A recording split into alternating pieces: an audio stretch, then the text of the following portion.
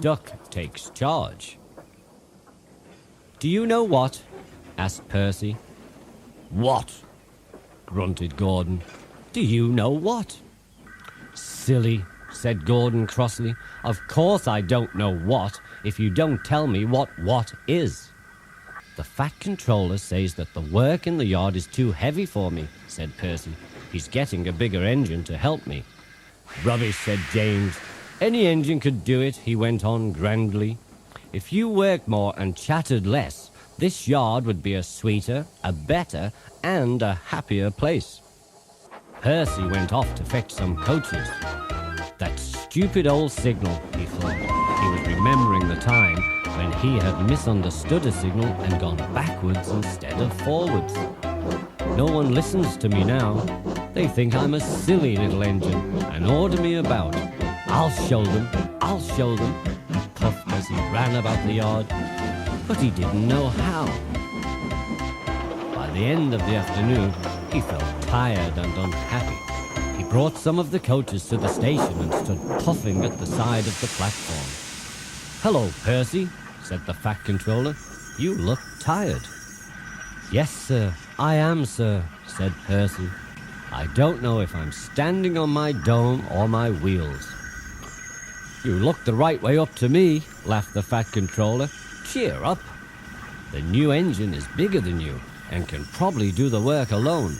Would you like to help to build my new harbor? Thomas and Toby are helping." "Oh, yes, sir. Thank you, sir," said Percy happily. The new engine arrived next morning. "What's your name?" asked the Fat Controller kindly. "Montague, sir, but I'm usually called Duck. They say I waddle." The engine smiled. "I don't really, sir, but I like Duck better than Montague." "Good," said the Fat Controller.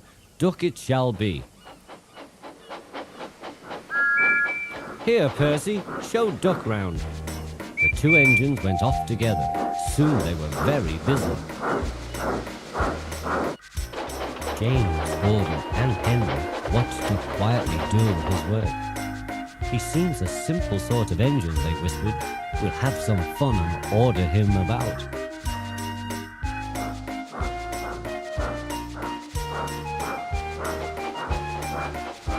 "Quack! Quack!" they wheezed as they passed him. Smoke billowed everywhere.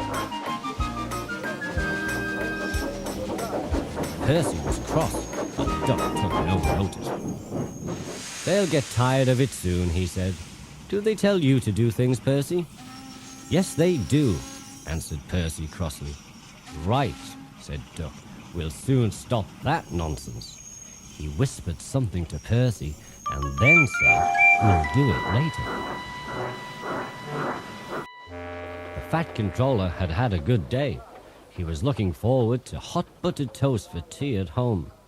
Suddenly, he heard an extraordinary noise.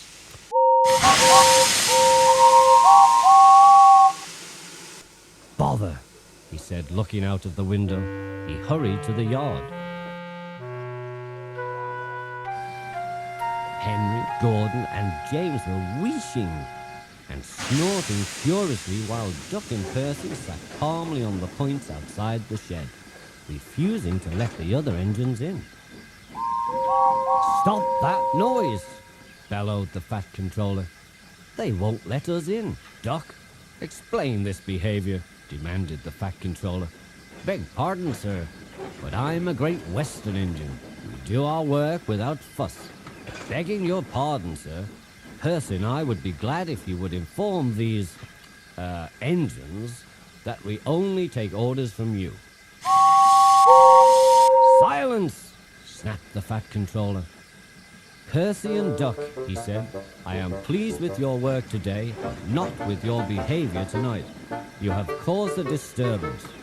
Gordon, Henry, and James sniggered. "As for you," thundered the Fat Controller, "you've been worse. You made the disturbance." "Duck is quite right. This is my railway, and I give the orders."